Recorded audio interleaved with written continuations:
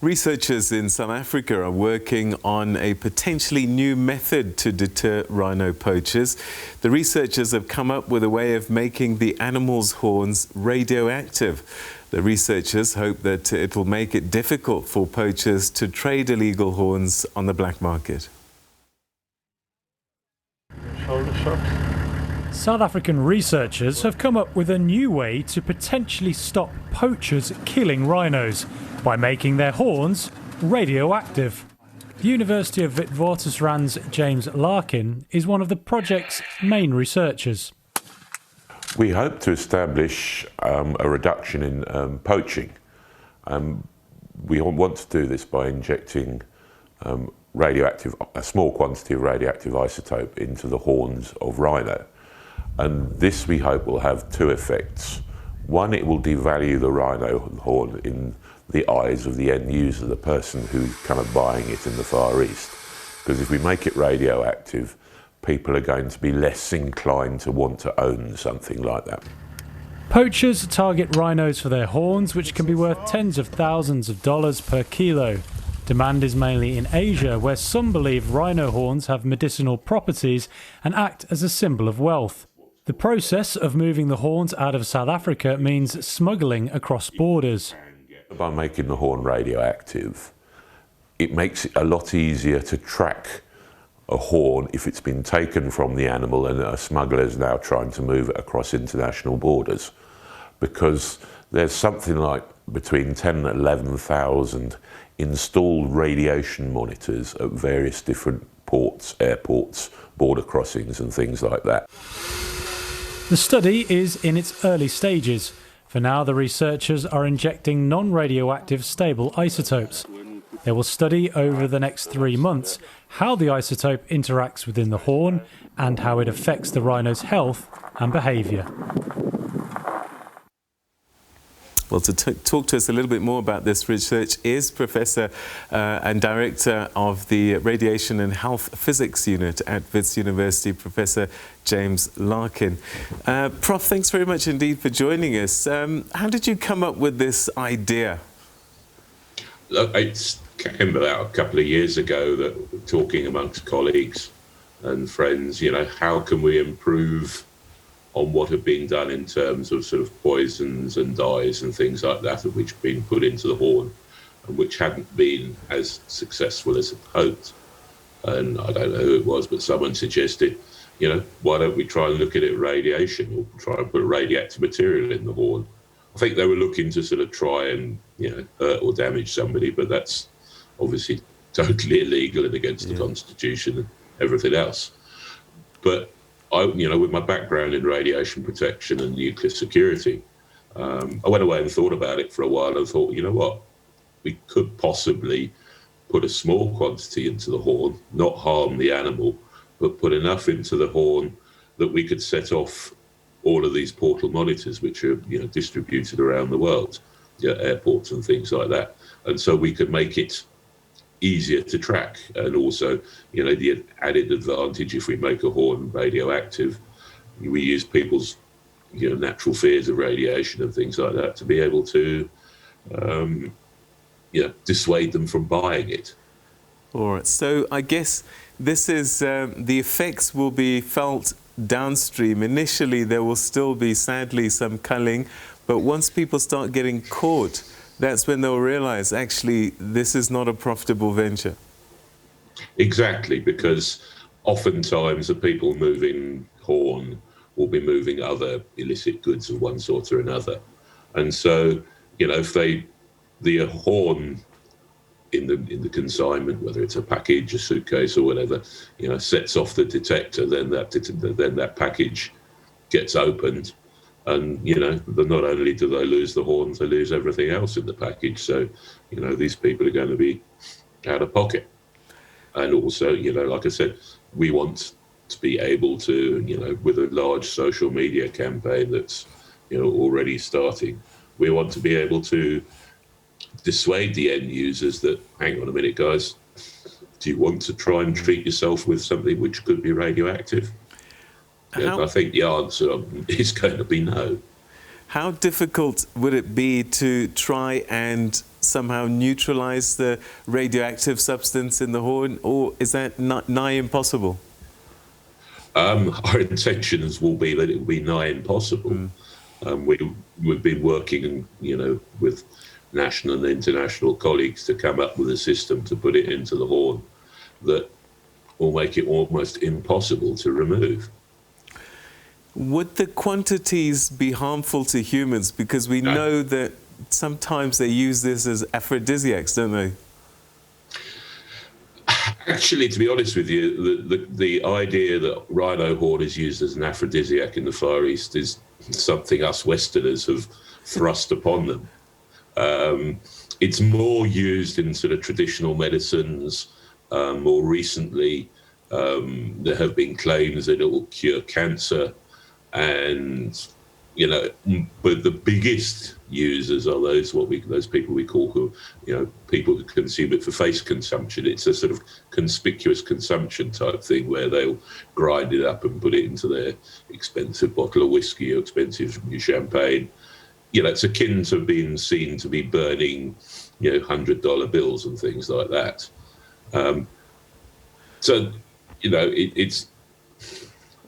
There's a theoretical but small possibility that it might hurt somebody, but it's, we can't put enough in. If you wanted to go down that route, I'm not interested in it. What I'm interested in is protecting these animals. And to do that, we need to just small quantities that are just going to be enough to set off the detectors, but not harm the animals. All right. So what have your initial tests been telling you? What have you been seeing? Well, an initial test at the moment to sort of check on the physiology of the rhino horn and things like that, to make sure that nothing moves from the horn of these animals into the body. This is part of sort of making sure that anyone who's involved in in the health and welfare of the animals, the owners of these animals, that we're not going to harm them. And so we've done some basic research using what we call stable isotopes. So sort of, you can think of them as sort of molecular trackers that allow us to see if there is movement from the horn into the animal. And we're just starting on a process of doing some very careful computer modelling. We managed to get hold of CT scans of the heads of both white and black rhinos. And we can then do some detailed dose modelling, which is, we're using some industry standard medical physics, nuclear industry type computer models, which will then allow us to do some dose modelling to see what the radiation doses are in different parts of the head. And then at the same time, what we're going to do is we're going to build some phantoms, which are full-scale replicas of both the white and black rhino, with the sort of size of their heads. And we'll do some experiments in the laboratory, putting radioisotopes into the horn and then doing some measurements on using detectors to check our computer modelling to make sure what we're doing is correct and on track. Is this a first in the world? I believe so. Various people, as I've spoken to a number of people over the last couple of years, one or two of them said, "Well, I've thought about doing that, but I didn't know how to start." And I suppose I was the person in the right place at the right time to be able to sort of turn it into a science, and then with the backing of and help of, call them the Amazons, a couple of very powerful women, including my co-founder Suzanne Boswell. A couple of these powerful women around us who've sort of just got up and made it all happen, will help me make it happen. Without their help, it just wouldn't have happened. I didn't know who to go and speak to, because I'm outside of the sort of whole conservation arena, really. My background is nuclear science. And so by, meeting, it's actually, Suzanne's been a friend of mine for a number of years. We were talking about this idea and she said, I know who to go and speak to. So that's where we started the journey. I managed to get some funding from Rosatom, who, stepped in and brought the initial money to the table to allow us to do this research.